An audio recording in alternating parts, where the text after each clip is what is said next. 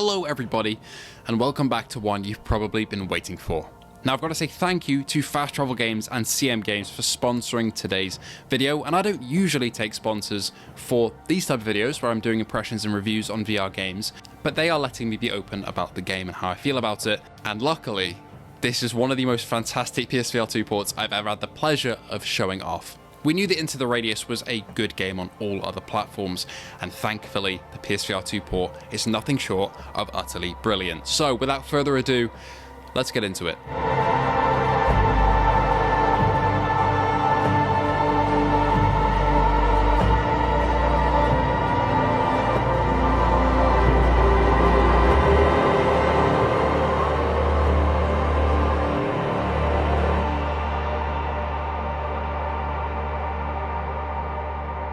I'm going to split this video into two sections. I'm going to summarize the game itself and talk about the PSVR2 centric features and port experience of Into the Radius on PSVR2, and then we're going to talk about a little bit more in depth the game itself and how I feel about the world and Into the Radius as a whole, because I played it on the channel before, but I've never really delved into it and dissected it like this.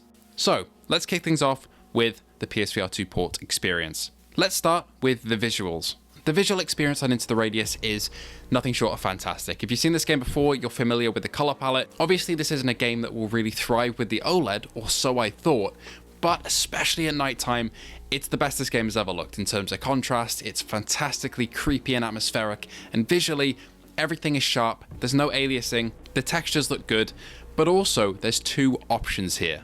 That's right, there's a performance and a quality mode in Into the Radius, which is probably a first for a PSVR2 game that I've ever seen, and I'm so thankful that it's here. On performance mode, you're getting good visuals. They look pretty fantastic, and if I didn't tell you that there was a quality mode, you'd assume this is the best the game can look. There's a little bit of pop-in in grass, and that's literally it, but the game runs unreprojected and plays phenomenally, and I'd recommend you play through on this setting. However, they've also included a quality mode where the textures are bumped up a little bit. I think the anti-aliasing is bumped up a tiny bit more, although it's such a small difference, and there's a little bit less pop-in, but this runs reprojected. So if you'd like slightly sharper visuals, go with quality. If you'd like unreprojected, but still a stunning looking experience, go with the performance mode, which is what I have played on. As I said, visually, OLED at nighttime is just chef's kiss. It's amazing, especially when you're traversing around with a flashlight. The atmosphere just seeps in. It's fantastic. There's an attic in this house. Oh god. I really don't trust this. Oh.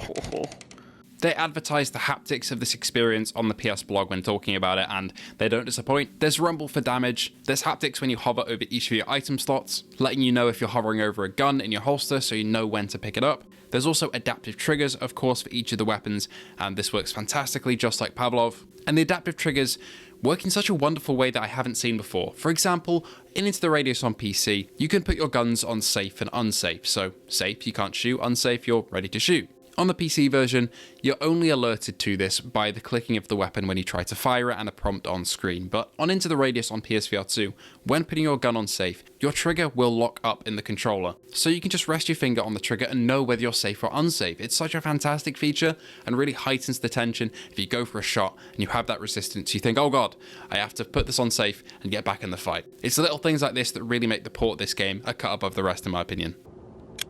That's unsafe, and I feel the trigger resistance. Oh, that's so cool. That's such a cool feature. And finally, the soundscape is fantastic with the 3D audio. I have not heard it this good before. Just fantastic, especially with the Pulse headset. You can really hear those creepy noises off in the distance that really rattle you. It's just a great experience overall. That was very bad. See, that's the bad things that happen is when you... What is that? What is that? What is that? What is that? What is that? What is that? What is that? What was that noise? Nope. So yeah, as a PSVR2 port, game is fantastic. In terms of tech and stability wise, great. Haven't run into any crashes or issues. CM Games and Fast Travel have done just such a good job here. So if you already know all about Into the Radius, there's your blessing. It's a fantastic PSVR2 port. I have no problems recommending it. It's one of the best we've seen in quite a while. But if you're not familiar with it, let's talk about Into the Radius a little bit in depth. What the fuck is that? Nope, nope, nope. The game itself sees you travel into an exclusion zone of sorts where all horrible manifestations of creatures reside in it as you head in with your trusty weapons to do missions, upgrade your guns, get security clearance to access new equipment, maintain all of your items, manage your health and hunger, and advance the story because there is one that leads you all the way through the game, unraveling the mystery of what happened in the Petrovsk anomaly. This is a great groundwork for the game to set and provides for some fantastic atmosphere. The open world itself is split into sections, although each of the sections are fairly big and will offer you new challenges and enemies to fight and new areas to explore, each of which get more complex and immersive. There are small loading screens in between these areas, but really it isn't too much at all, and after each mission you'll come back into your basically hub or home where you can upgrade, buy, sell, take on new missions, etc. Enemy types are fairly varied, and you'll be encountering new things along the way as you go on. Not knowing that there's an enemy with a ranged weapon around the corner and then getting shot at is one of the most terrifying experiences I've had in a long while on VR.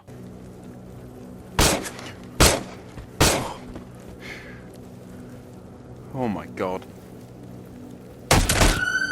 Oh, Jesus. You don't just have to buy everything as well, you'll be looting as you go, a bit like Saints and Sinners, and this is where Into the Radius's genius backpack system comes into play. You've probably seen it in this game or other VR games since, and there's a reason for that. It's been tried and tested through this game and copied in others because it is phenomenal. Your backpack has actual storage, so you can place your items physically in it, which is awesome. The gun mechanics are also unmatched in Into the Radius.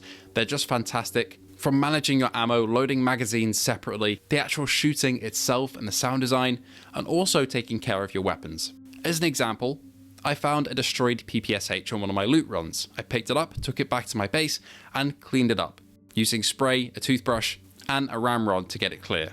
I put all this work into getting this weapon back up to form, and when I took it out into the Radius, it felt like it was properly mine. By maintaining your weapons and taking care of them, it really forms a connection with them, and you don't want to lose them. It's just fantastic to see something like this in a VR game that's so in-depth, and Into the Radius, everybody knows it, it does it very well. Oh fuck, and like 700 of the little spaghetti things. Oh my god.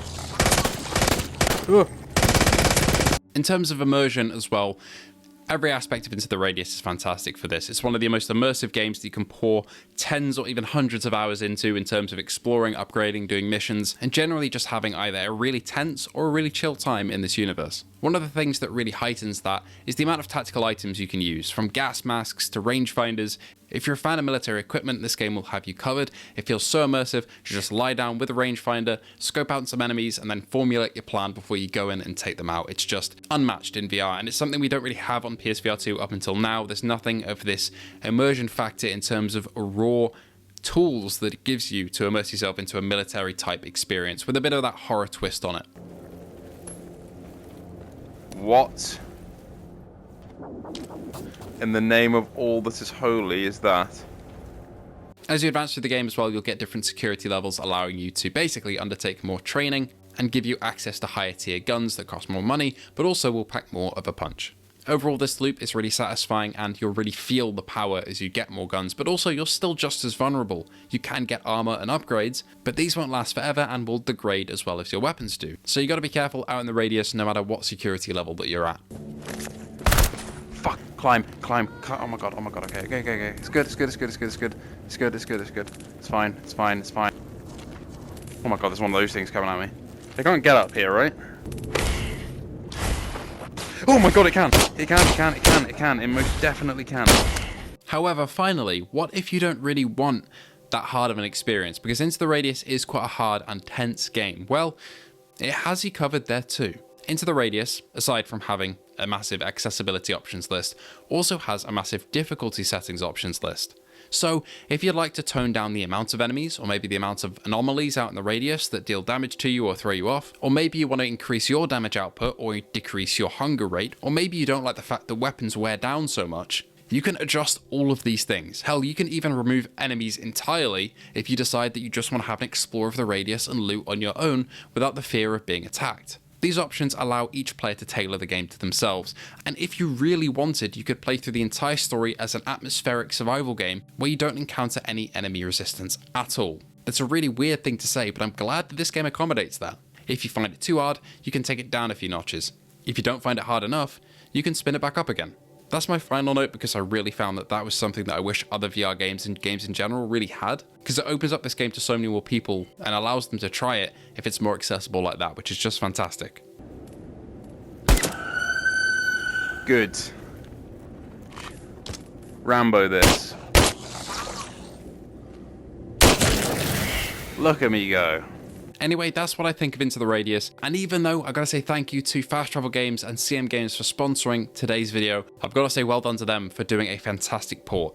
I'm usually a bit iffy on taking sponsors for videos like this, but I trust that you guys trust me enough to say what I feel honestly, and I do feel honestly about this port. It is utterly fantastic, hence why I'm comfortable taking a sponsor, and thank you to them for sponsoring today's video, and thank you to them for bringing this fantastic game again to PSVR2 with such a good port. So thank you all for watching, and thank you to our patrons and YouTube members. And that should be, at the time of recording, Luke Bentley, Phil Irving, Azit Mirza, Ace Gamer, Hippie Pickle, Jin 007, A License to Chill, Sundover TF, Fat Controls, Jason Parker, Lamar Hall, Geordie Banzema, Lemon 64K, Outcast VR, Property 777, and Gundy. Thank you all for watching. Please go and enjoy this wonderful, wonderful game that has a fantastic PSVR2 port, and I'll see you all in the next one.